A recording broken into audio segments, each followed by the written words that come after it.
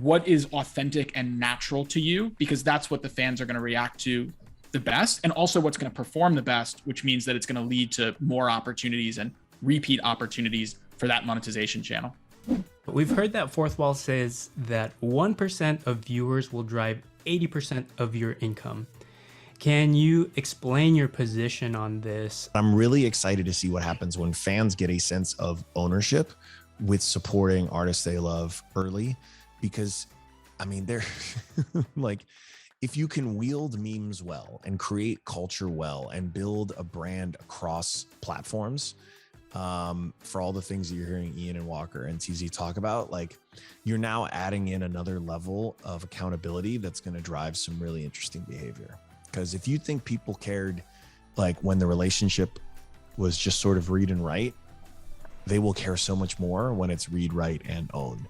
And that is the nature of where we're going with all this.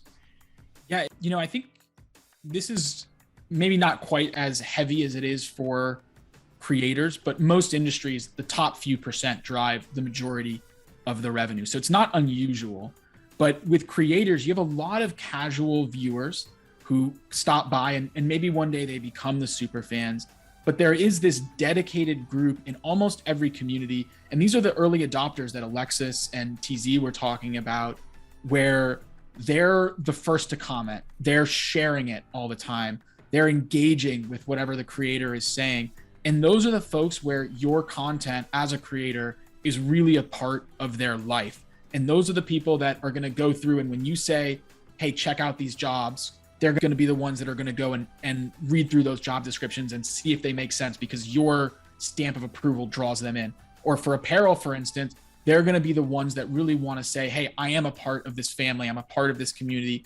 They're going to buy the products or become members. You're tapping into community versus just impressions. And so it's like, would you rather buy a banner ad, or would you rather buy something that people actually care and viscerally care about? And so what I look for is, one, it sounds kind of hokey, but inside jokes. Any good community, any good, YouTube community, you go through the comments and there's all these inside jokes that if you're not part of it, you have no clue what they're talking about. Two, like, the creator is really going out of their way to make their community part of their content.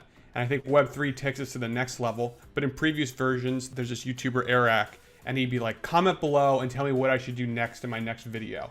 And he'd actually do that next. So there's actually that interplay, that two-way conversation that would never happen when you're like me growing up and watching Friends. I couldn't tell Joey what would happen in the next scene.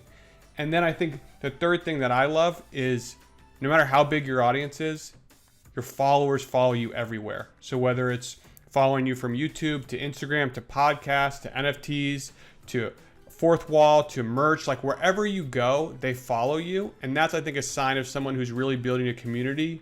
Versus one of the problems with YouTube and other platforms, it's very easy-ish to game the system. And so if you're really good at SEO, you can get a ton of views and a ton of empty calorie views. And so my job as someone who sponsors these creators is, who is building real community and who is building, empty calorie views that aren't actually going to move the needle. And those are the people that, when you work with them, it becomes obvious very fast that you're not getting the community, you're just getting views.